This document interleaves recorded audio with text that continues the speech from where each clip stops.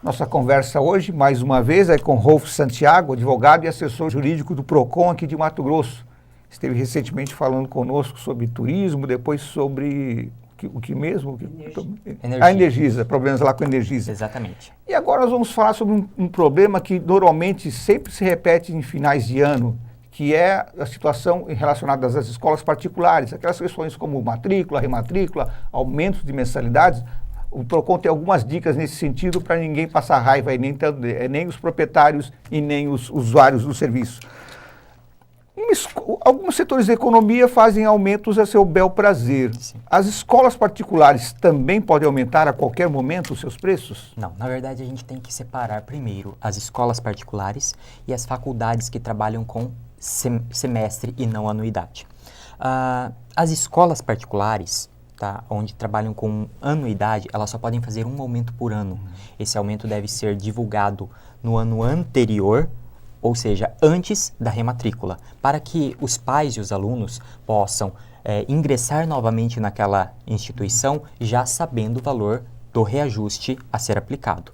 Já as faculdades privadas, elas podem fazer até 2 aumentos por ano, uma vez que a rematrícula é semestral. Então, de acordo com a quantidade de matrículas que você tem no ano, se é uma quando é anual ou se é 2 quando é semestral, é a quantidade de reajustes que a instituição pode fazer. Ora, só pode fazer um aumento por ano. Esse aumento está amarrado a algum índice? É inflação? É investimento? O que afinal que regula? Na verdade, esse aumento está diretamente ligado ao investimento que a escola fez. Ou seja, se a escola modernizou, investiu em computadores para salas de aulas ou contratação de algum profissional específico, está oferecendo algo a mais para os alunos, tem muitas escolas que passam a oferecer futebol, passam a oferecer natação, passam a oferecer uma estrutura diferenciada, parquinho, tá, playground para os alunos, uma biblioteca mais moderna.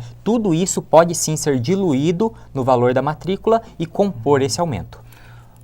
Toda essa regulação entre os pais e a escola está consubstanciado num papel, num contrato. Sim. Que cuidados se tem que ter em relação a esses contratos? Bom, como a gente falou, esse aumento ele tem que ser divulgado antes da rematrícula. Então, normalmente a rematrícula ela começa no mês ou de novembro ou de dezembro. Neste período já deve ter tudo estabelecido. Qual o valor da mensalidade, além do direito à informação do consumidor. Então, o consumidor ele deverá ter esse direito que está previsto no artigo 6º respeitado. E para que esse direito possa ser respeitado, ele tem que saber o que compõe esse aumento. Então, ele tem que saber o porquê desse aumento, o que levou a esse aumento, qual o benefício que o filho dele vai ter nesse próximo ano, para ele saber se realmente aquele aumento se justifica com as melhorias apresentadas. Tudo isso deve ter apresentado de forma visível, clara dentro da escola, ou seja, ou num folder, num painel, ou até mesmo no próprio contrato, de forma clara, precisa, onde o consumidor possa bater o olho e saber o que ele está tendo de benefício que justifique um aumento no preço. Aquele negócio de letrinha pequena, já faz tempo que não se usa mais esse recurso. Não, ainda é muito utilizado, tá? De forma indevida. E o PROCON, nessa época, ele tem intensificado, tá, a fiscalização nas escolas. Para quê? Para que se evite esse tipo de prática. É considerado prática abusiva, prevista no artigo 39, no artigo 59 do Código de Defesa do Consumidor. É vedado pelo nosso ordenamento jurídico, tá? E é desrespeito principalmente ao direito básico de informação. Parece que tem uma preocupação também em relação às formas de pagamento. Você tem que tomar cuidado que as parcelas não excedam aquilo previsto para o ano todo. Como é que é isso? O contrato ele deve estabelecer não apenas o valor da mensalidade, ele deve trazer o valor integral a ser contratado. O que é isso? A mensalidade é apenas a forma de pagamento. O valor contratado é o valor do ano letivo. Então, se contrata um valor X, esse valor X ele pode ser diluído em mensalidades, que é o comum. Tá? Ou seja, se existem 12 meses, você pode diluir em até 12 meses. E então, o juro não previsto existe, já tem que estar ali já no tem começo. Que estar previsto. Tá? Então, não existe a possibilidade de uma 13ª mensalidade. Isso não é previsto. Tá? Isso não tem previsão legal. Então, você pode diluir na quantidade de meses existentes no ano. Por quê? Porque não é uma contratação de um profissional, é sim uma prestação de um serviço. É diferente. Bom, assinou-se esse contrato, mas aí, de repente, após alguns meses, os pais têm que se mudar, têm que levar o filho. Quais são as condições para desistência? O pai pode sim vir a desistir, pode querer mudar, pode, a qualquer momento. E lembrando, a escola não pode se negar a fornecer a transferência mesmo com débito. Tá?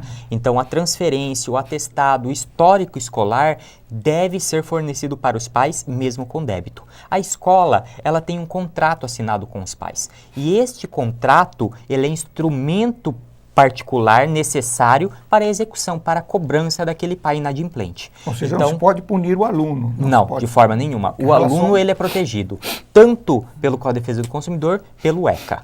Então, a gente tira essa possibilidade, o aluno não pode ser prejudicado, ele não pode vir a perder o ano letivo em função disso, tá? E a escola tem as formas de fazer essa cobrança. A forma seria buscar a justiça ou cobrança administrativa, mas com base no contrato. Nunca limitando o direito do aluno transferir de colégio. Isso na transferência e, inclusive, também no dia a dia dele. Ele não pode ser impedido, por exemplo, de fazer provas por conta de inadimplência dos pais. Exatamente. Na verdade, a gente já presenciou em algumas escolas, hoje já bem menos por causa da fiscalização que tem sido intensificada. Mas algumas escolas, elas proibiam o aluno de entrar na prova.